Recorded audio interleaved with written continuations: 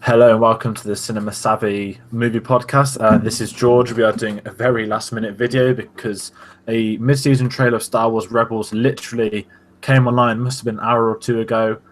We have Dave from The Life of Brien, and we have Phil from the Book of Awesomeness returning to talk more Star Wars stuff. Star Wars month may be over, but let's get real. Star Wars is every day. And this is more evidence of this happening. There was a trailer a few days back for the Ghost of Geonosis. Dave alerted me to this amazing, incredible mid-season trailer, which has dropped online, and people are currently losing their minds over how amazing it is. I can see and for good reason. So it's phenomenal. So we're kind of going to do like a discussion / reaction type thing on the trailer. We're all up to date on Star Wars Rebels. I think we've all seen Clone Wars, haven't we? Yeah. All the way through, yeah. And I'm going to say there's Rogue One spoilers, because I'm sure we'll be talking about Rogue One. Yeah. There's potentially Clone Wars spoilers and Rebels spoilers, just in case. We're saying there's spoilers everywhere. Yeah. So if you haven't seen them, maybe tune out, maybe not. It depends how you feel about it. But do we begin with the ending?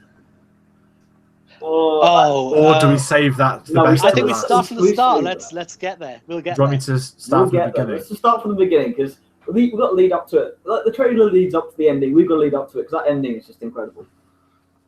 So we get the first bit. We get Ezra waking up. Well, I'm guessing what's a dream. Yeah. At that point, because there seems to be the ghost and it's empty of the.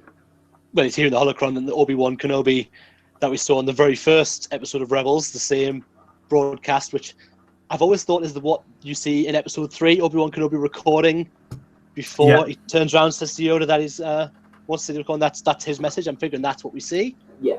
And it's obviously broken. The warning, dark shadows. What an opening. Yeah. But then, of course, then it cuts into, you've got the Empire with Star Destroyers, you've got Thrawn, and it's incredible, because it's very reminiscent, actually. If you go back to episode 1 with the blockade, and it's just this massive amount. Or if you go back to the Siege of Lothal, which personally I loved as that kind of 1 hour special. It's just the Empire at its height, doing what it does best with fear and tyranny. I think as well, with seeing the Empire like this, we've got Thrawn, who's the kind of imposing. He's been great so far. They've really handled him well, I think. Now we have an imposing villain.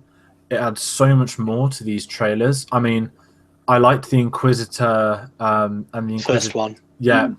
The season 2, obviously, there wasn't an outright definitive villain. It was more the Inquisitors and building up for what's going to happen. And I love the fact that in this series we've had Thrawn from not necessarily the get-go, but he's been used so well.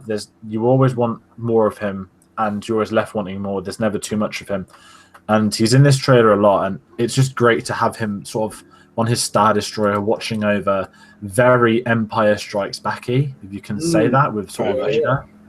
And he adds so much to it. The excellent scene with Thrawn. I mean, firstly, when he talked about there being fulcrum, that there's someone in his ranks, and I'm almost certain he already knows who it is. I don't think there's any getting away that he's absolutely spot on with who he knows he's after for the fulcrum.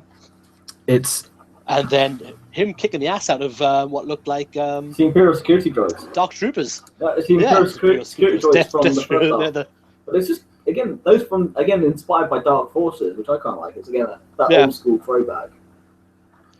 And I'm guessing, George, you would have loved the Death Troopers showing up next to him as well.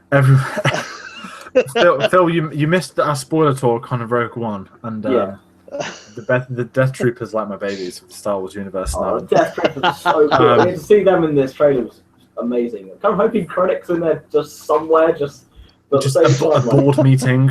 A Ben Mendelsohn cameo. It was just like, it's really cool seeing Krennic with them, but judging, Pablo Hidalgo, he did the visual guide. If you've ever read one of them, you know what you should expect. They're going about the Death Trooper SAS. They're assigned to almost the highest of the highest. So, in theory, now we've had Rogue One. Hopefully, they can appear a few more times. I would love to have Vader with Death Troopers. That would be just like. Doesn't need them. Oh, that would be so cool. It would be perfect. It's just, even if they're in one shot with Thrawn, that when Thrawn inevitably does get some action scenes, we are going to see some Death Troopers. and just having their presence not only connects it to Rogue One, but a lot of the trailer really does connect it to Rogue One. Absolutely. I mean, I was just flying through some of it earlier, scrolling through, jumping off the wagon. Obviously, there's Mon Mothma. We'll go into details in each. Bail Organa. Biggest of all, Saw Gerrera with Forrest Whitaker doing the voice. That's what I love, the fact that they got Forrest Whitaker to do the voice, and they've got it all. Because now Rogue One's been brought out, they can reveal, of course, that they've got him to do Saw Gerrera. But the fact they've now linked it from Clone Wars through Rebels to Rogue One, it now gives him a more bookended linear timeline. And hopefully we'll find out why he's kind of pseudo Vader, metal legs with a respirator in Rogue One. Hopefully we'll get that kind of backstory in Rebels now. Yeah, and I think with the backstories of everyone, especially Saw Gerrera stuff, that's happening this Saturday, and it's back to back. The fact we're getting 2 episodes together, I think we've only really seen that in season openers and finales. Have we had back-to-backs in the finales together? We've had back-to-backs for finale, we've had back-to-back for openers, and we did have the Siege of Lothal, which is the special. They do them like a movie of the week style, when they do the opening, like movie of the week, and you get 2 episodes together. But, so seeing, the Saw Gerrera, seeing you see that shot of the TIE Defender first coming out as well, which is awesome. Yeah, and then just to Geonosis to see Geonosis was like, oh, okay, that's where we're going. Yeah. But I played the Fantasy Flight Games X-Wing miniatures game. If you ever see my channel, you'll see that I unboxed quite a few of the miniatures for that, and I run a list of 3 TIE Defenders, or I did for all of 2016, and I love that list. So for me to actually see the TIE Defender now, it was in Battlefront as well, but see it as proper canon and see it as actually being used, to me makes me very happy. Because we got the plans in the first half of Season 3 towards the end. It's kind of nice to see that little nod, but now to have it there properly is kind of cool to see. Yeah, and I think with the TIE Defenders, I play a lot of Battlefront, and I was saying to you before we hit record, EA added them to the Battlefront games, and it's really cool that we're getting this continuity not just across the TV, the Fantasy Flight games, which in theory, it's not canon, but it's an aspect of the Star Wars universe. It's a game, and it's so cool that the production of the TIE Strikers. I'll let you talk about that, but it's amazing what Disney have really started to put in now with crossing everything over. They're really nailing the not cinematic universe as such, but the Star Wars universe. They've put the old expanded universe as Legends, and they've taken the new canon universe and they've actually properly melded it all together. Because they've had a lot of experience working with Marvel, of course, with their cinematic universe and their TV shows and their comics, but to now then with Star Wars have that complete continuity where they've stitched it all together, where you can see from the comics into Clone Wars, into Rebels, for example, like talking about TIE Strikers, you said Fantasy Flight Games, do the X-Wing miniatures game, and they've done such a good job that Star Wars and Lucasfilm went to them to design the TIE Striker and the U-Wing, and also the TIE Striker troop deployment ship that actually hasn't got a name yet, but they went to them to design it. But again, you take the books with Catalyst, or with you have Aftermath, where they've taken Temin, who is Snap Wexley, they put them in The Force Awakens. So you've got books, you've got a Clone Wars character being Saw Gerrera taken from that through Rebels now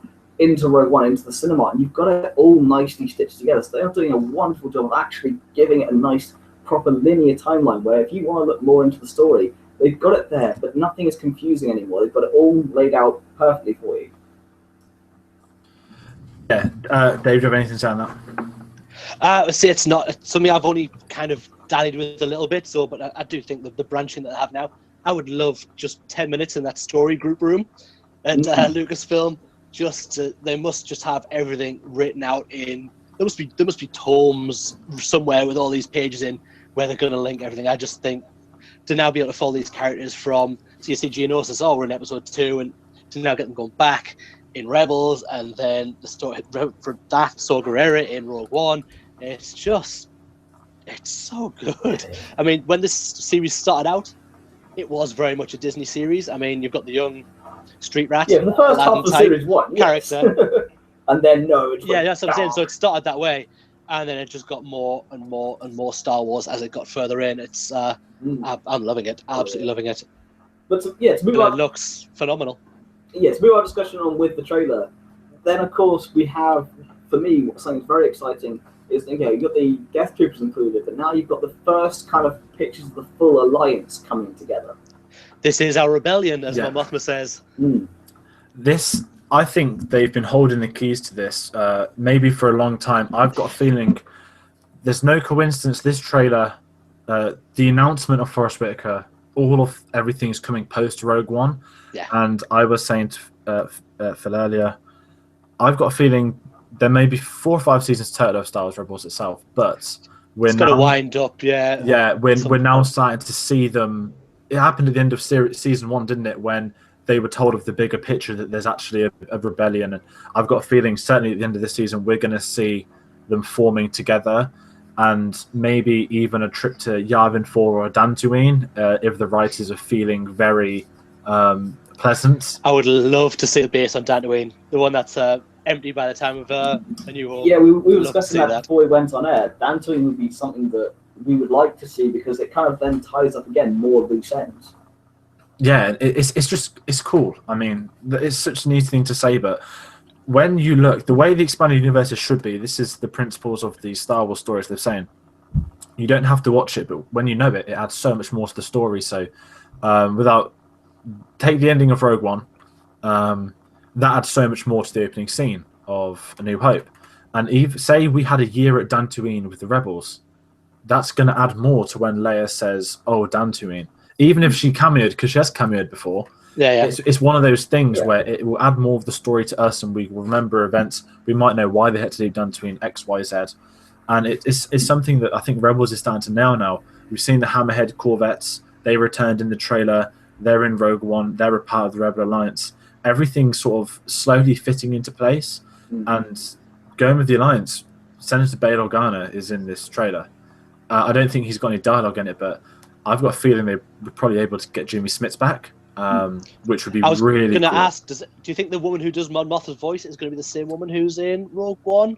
I would like to think so. I couldn't tell just from the play, but it would be. I'd be considering they went for Forrest Whitaker. I've got a feeling that they'll be trying their name. Well, they also got Frank Oster. I mean, when they were doing Clone Wars, they went, we'll get who we can that sounds similar. For Disney, now they've taken over. They're trying to get.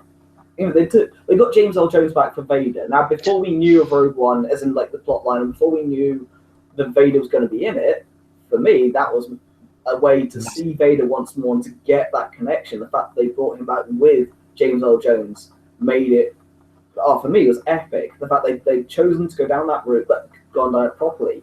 So, yeah, again, now stitching it all together, we talked about Mon Mothma and the Full Alliance and stuff. It's nice to see them taking that in Rebels. I mean, yes, we all agree, it's no coincidence they've released Rogue One and then they've released this trailer to show what they've had. But this has been something they've been working towards. This is something I reckon they probably sat down 4 or 5 years ago. Papa Hidalgo, Dave Filoni, Carrie Hart, and went, look, we need to get from A to B. How can we get there? And when they were doing Rogue One, and when they've done other films, they've already said that the story group and Pablo Hidalgo says we've done this or we're coming towards this. And they've melded it all together in such a way that you don't have to watch the expanded universe now to get what's going on in the films, but if you do, as George said, it adds so much more. I mean, for me personally, the end of Rogue One into 4, it now creates such a new atmosphere for 4 because you see why Vader's so pissed off, why he's so determined. That whole scene at the beginning of Rogue One, episode 4, you've got the troopers going, oh, for crying out loud, we've just escaped from this guy. It's like, it gives it so much extra, and I love that fact.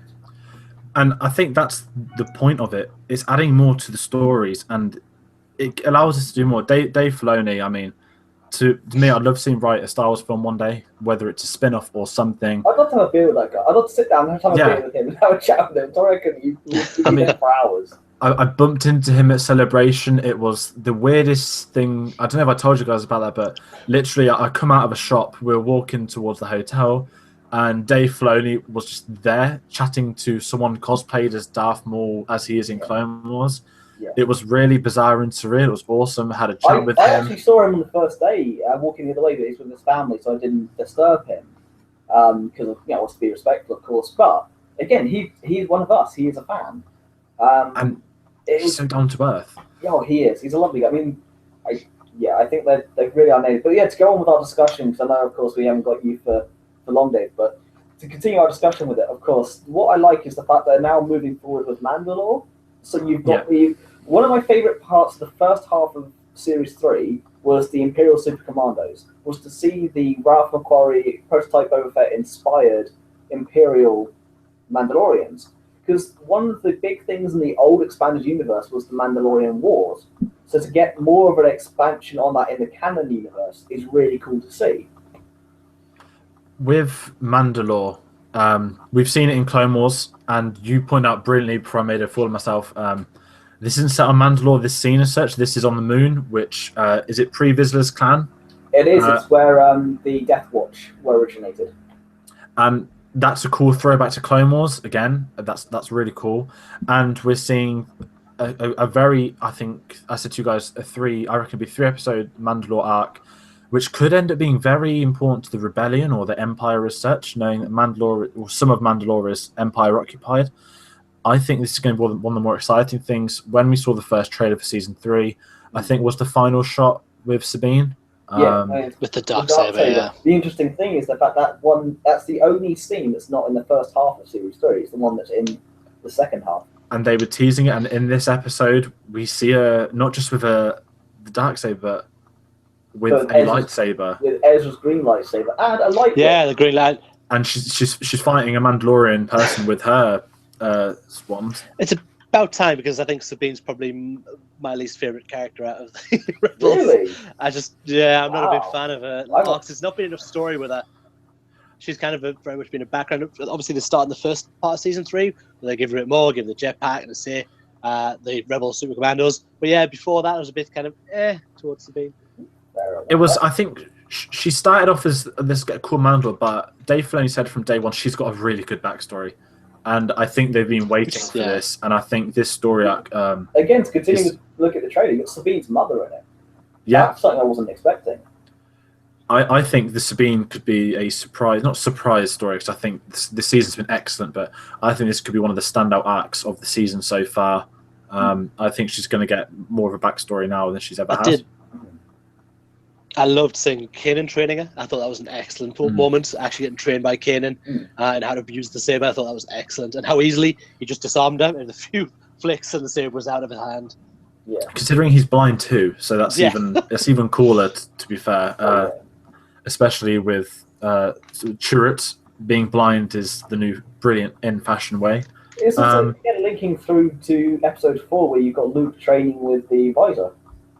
Yeah, exactly. And it's one of those where you saying that, it already, I don't know how I've forgotten that before, but it's kind of the Jedi way in the sense that, and what I love what he says is, he says to Sabine, you're going to get challenged.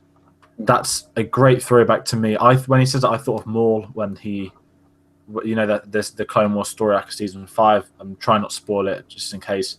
And obviously we've had more with that in season 3 in the mid-season finale, you could kind of say. Yeah. So I've kind of been waiting for that Sabine moment. It's came. I'm happy. I'm very excited to see her next story arc, and I've got a feeling that this half of season 3 is going to be phenomenal. This show, exactly like Clone Wars. It started stronger than Clone Wars, I think I'll say. They're both incredible shows, but it's getting stronger and stronger as each episode goes by. Oh, yeah. I would disagree. I would think that Clone Wars started stronger, but I agree with the fact that Rebels is getting stronger. I believe that it's stronger now than Clone Wars, but I think because of that whole Disney start, the first half, I think that Clone Wars had a better start, but now I'm very excited. I mean, before we get to the ending of the trailer, which we're all trying not to talk about because we want to do it desperately, the one thing I want to mention is Imperial Jump Troopers. Now, I'm a massive... I mean, for those of you who are watching, you can kind of see Dave's little collection in the background there of Stormtroopers and Clone Troopers and helmets and all the rest of it. I'm a massive fan. I mean, I'm wearing my my Imperial Academy tie jacket at the moment that Adele, the other host of the Bucket of Awesomeness, got me for Christmas, and I'm a massive fan of the variants of clone troopers and stormtroopers. So it's for them to add more. So like they had in Rogue One with the Shore Troopers and the Death Troopers, to now add the Imperial Jump Troopers, which, of course, if you play Battlefront, you'll know about. But to have those in it now is really cool. And to have Rex and Saw Gerrera kind of having a moment there and teaming up against them, I'm really looking forward to see what goes on there. Yeah, and I think every shot they put in this trailer didn't necessarily mean something. Not that's completely the wrong phrase, but they did it so cleverly because if they're doing what a trailer's done, it teases us, and they haven't revealed too much. I'm sure there'll be some people that think they've revealed too much, but there are certain. You have to have a hook somewhere, though. They have to have some sort of hook. So there's a hook, but they've got a lot of cards up their sleeve. I think that's the right way of saying it.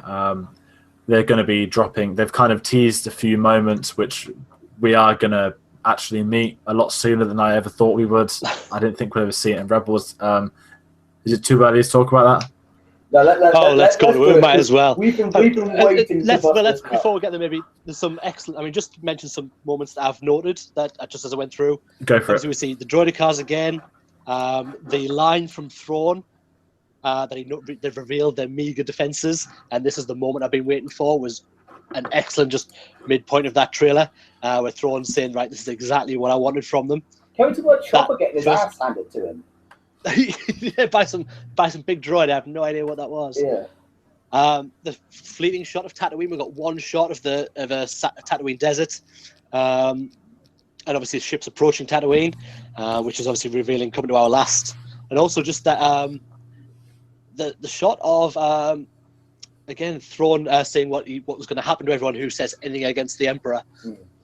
With the Emperor being mentioned again, and I love the fact Vader wasn't in the trailer. Yeah. I really like the fact they didn't go to him again and just left. Right, we've got our characters, we've got our bad guy. Vader is not needed. No, he can Vader do what was he's season doing. 2. That was Vader's Rebels season. I like the arc they had with Vader, but I'm happy what they've revealed for the end of this particular trailer. Leaving it to Thrawn, I think, does the world good. Again, the key phrase is less is more. Because there's 2 empty seats in Episode 4 in the Death Star conference room. One, of course, we now know is Krennic. I like that. Thrawn is probably one of the most interesting things on telly at the moment. I mean, I look forward to his book. I really am. Yeah. That's also being written by Timothy Zahn, who did the original story. I'm not going to lie, I never read it. I know the majority of everything that ever happened in that book, which is more than enough for me.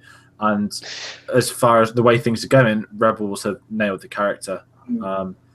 He's not. I think the issue with the Inquisitor, especially last season as well, they were the weekly villains, and there was always a way past them. There was never that immediate sense of danger.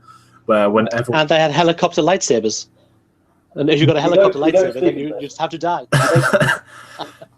They spin. Jason Isaacs, I won't lie. I thought that was kind of cool.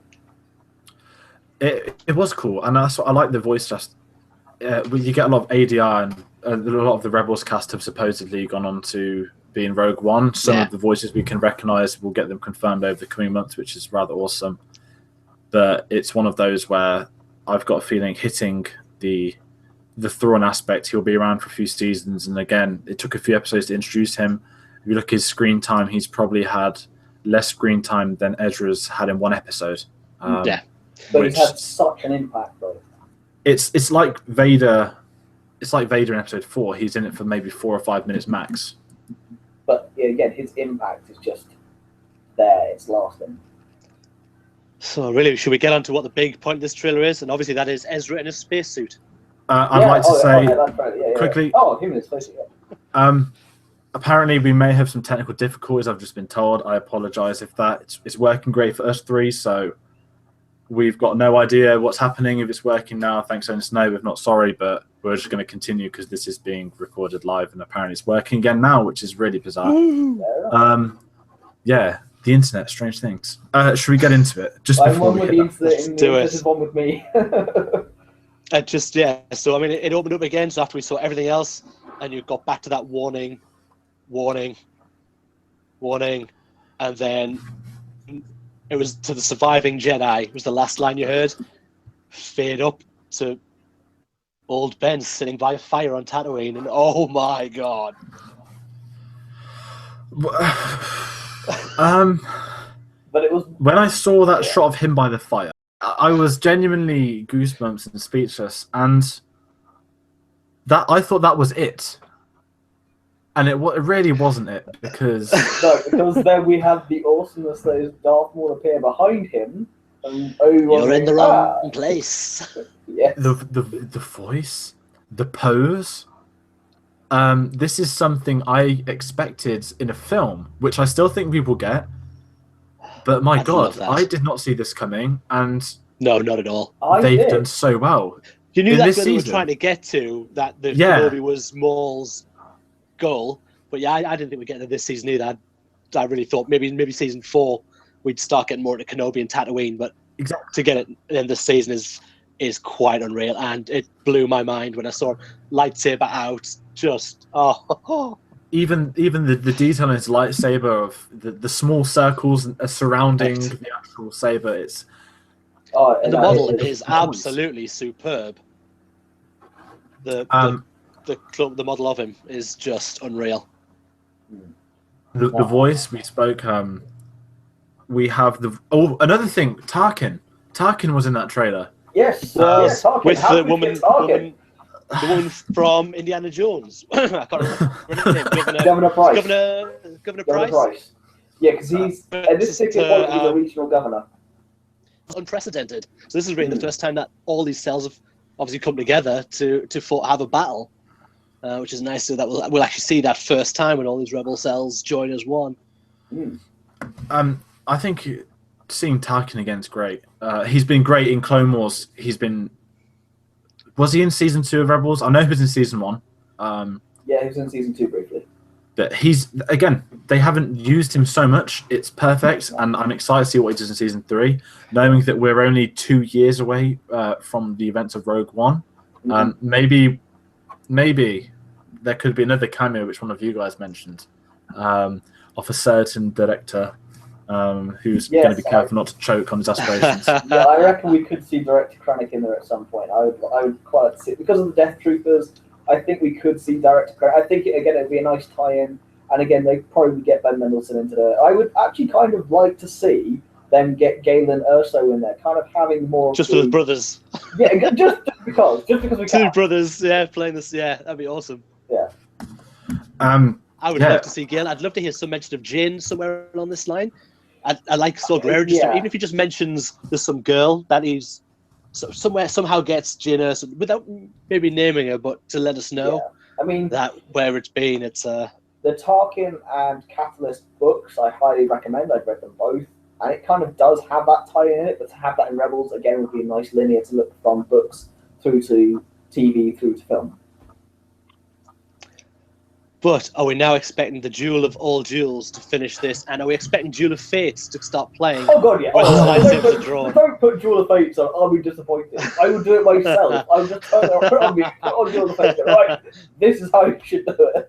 It has to be, doesn't it? I mean, Kenobi versus Maul 2.0. I'm looking forward to that. I think I've already spoken.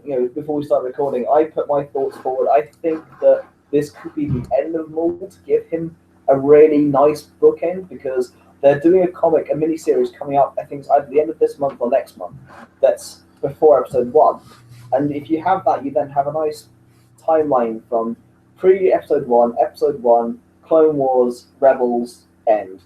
Done. Really well done. Because I reckon by the time you get to the events of Rogue One, episode 4, you can't have too many loose ends floating around. I've seen what they're starting to do now by tying up those loose ends. I reckon this would be a really nice way of tying it up. However, I don't have a crystal ball. I don't know what they've done, but from that trailer, just at the end there, seeing Ezra's spacesuit was amazing. No, I mean, just seeing Kenobi and just seeing Maul there, have that voice again. Who George will tell you in a second who played him. Again, it's escaped my mind, but he did the voice of Tarkin in Rebels. And it's just really cool to see. And he was the voice of the almighty Admiral Raddus, as Dave informed me in Rogue One. It's Stephen Stanton. Yeah. The voice was spot on. I think that might have got to me more. Not necessarily the lightsaber, but I was hoping for a hello there. Just hearing a version that wasn't not necessarily Ewan McGregor. I love Ewan McGregor.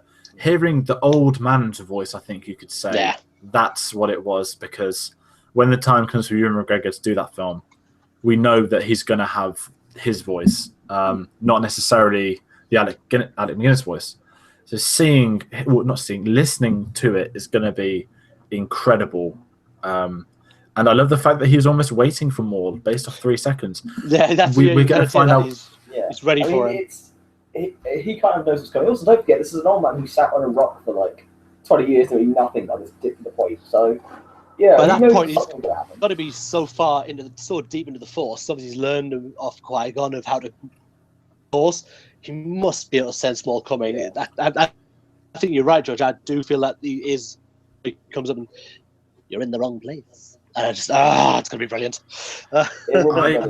I wonder if maybe in a few years' time this could be taking place after a Obi-Wan Kenobi story. We don't know. But one thing I've got a feeling, well, not necessarily it would happen, but I would like to see not him get injured, but if this is happening 2 years before Rogue One, not Rogue One, sorry, A New Hope, same week anyway. Well, to be fair though, actually because it happens basically back to back. You can say it 2 years before. So. It's literally, I think Rogue One's essentially a few days BBY.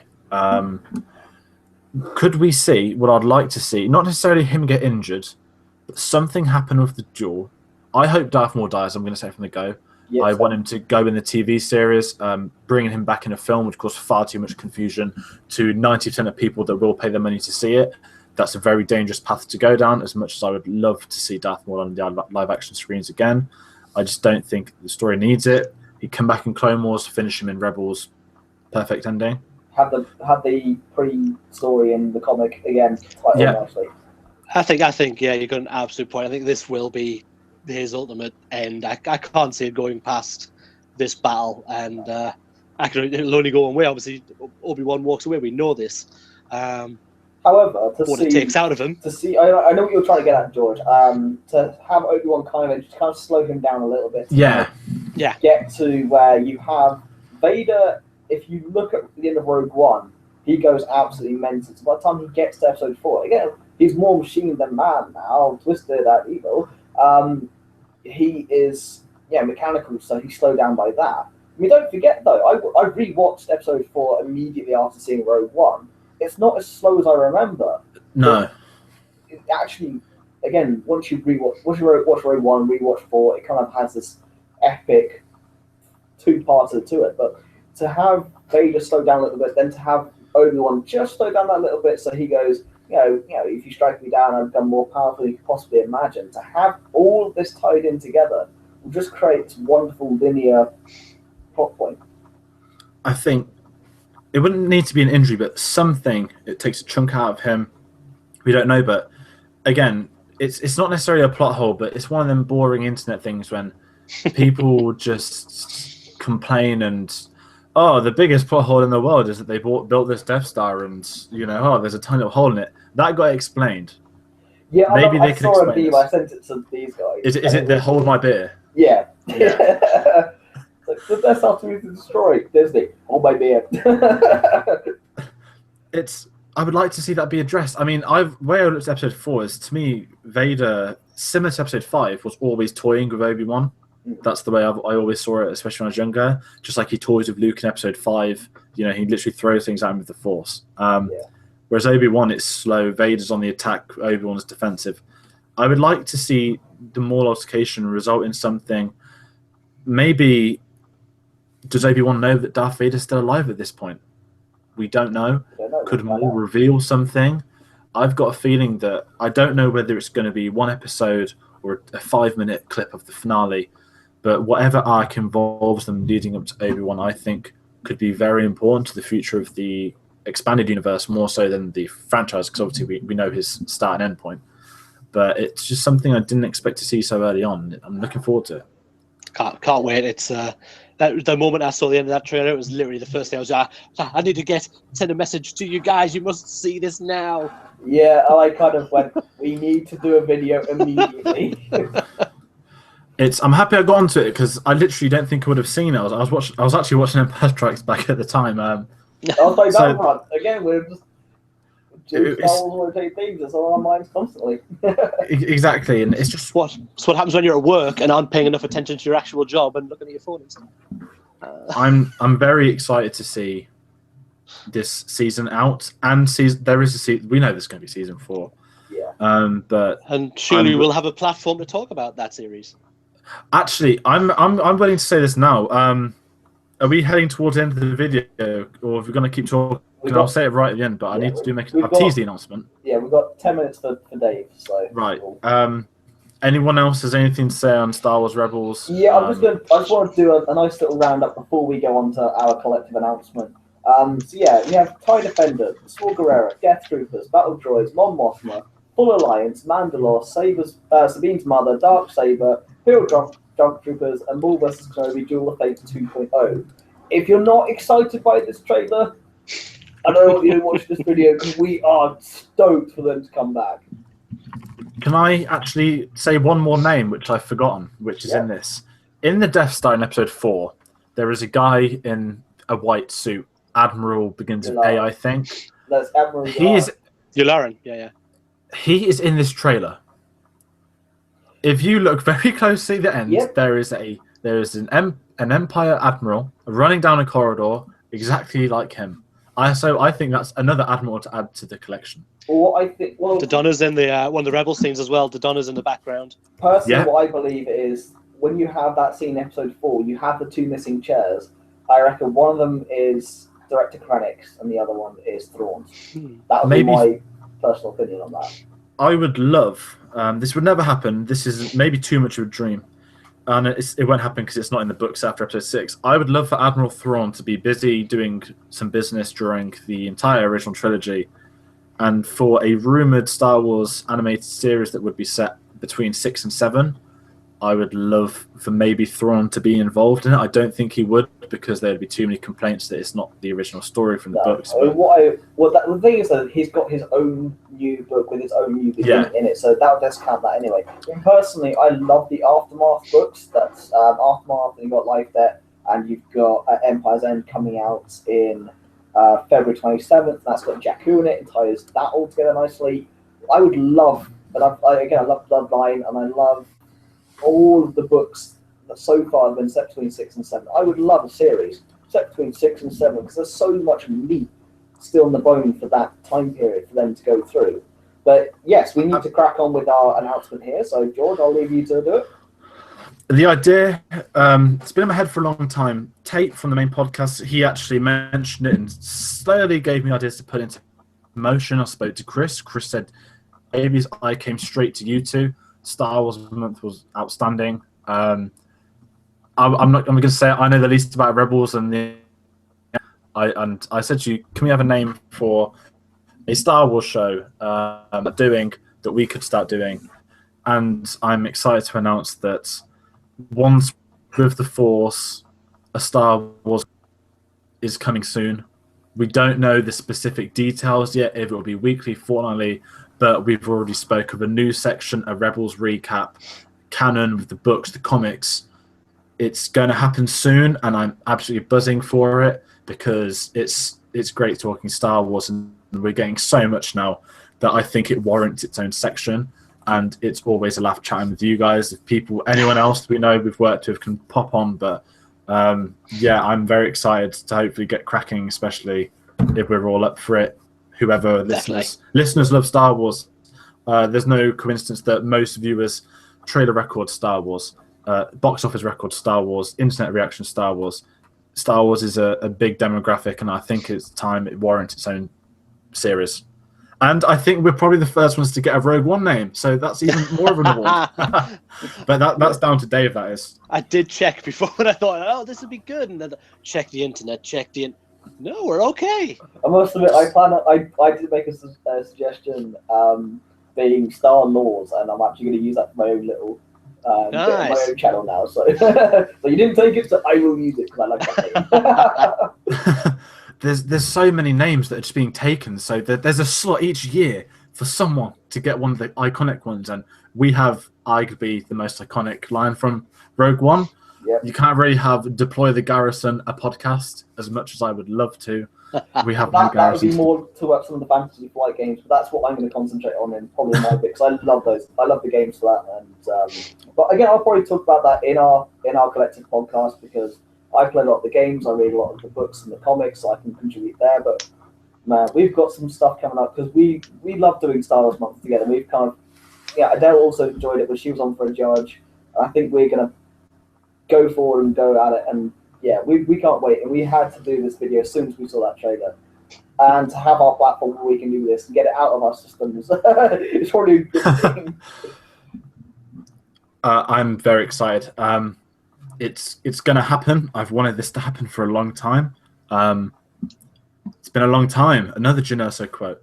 But yeah, is that everything we have to say on our breakdown of Star Wars Rebels Season 3?